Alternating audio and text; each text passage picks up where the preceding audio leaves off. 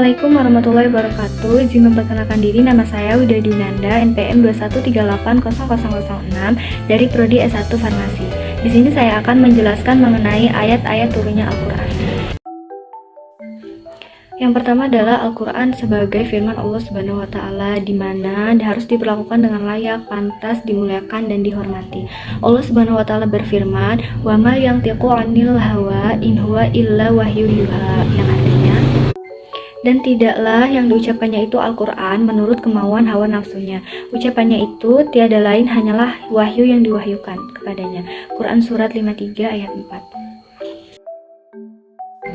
Yang kedua, yaitu Al-Quran adalah sebagai mukjizat di mana manusia tak akan sanggup membuat yang senilai atau sebanding dengan Al-Quran, baik satu mushaf maupun satu ayat. Allah Subhanahu wa Ta'ala berfirman, "Wa in kuntum fi raibin mimma nazzalna 'ala 'abdina fa'tu bi suratin min mislihi wa ad'u syuhada'akum min dunillahi in kuntum shadiqin fa in lam taf'alu wa lan taf'alu fattaqu an-nar allati waquduha nasu wal hijarah u'iddat lil kafirin", yang artinya, dan jika kamu tetap dalam keraguan tentang Al-Quran yang kami wahyukan kepada hamba kami Muhammad, buatlah satu surah saja yang semisal Al-Quran itu dan ajaklah penolong-penolongmu selain Allah.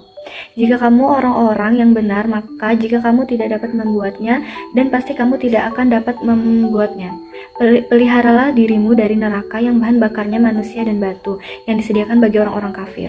Ayat ini merupakan tuntunan bagi mereka yang meragukan tentang kebenaran Al-Quran itu tidak dapat ditiru walaupun dengan mengerahkan semua ahli sastra dan bahasa, karena ia merupakan mukjizat dari Nabi Muhammad SAW.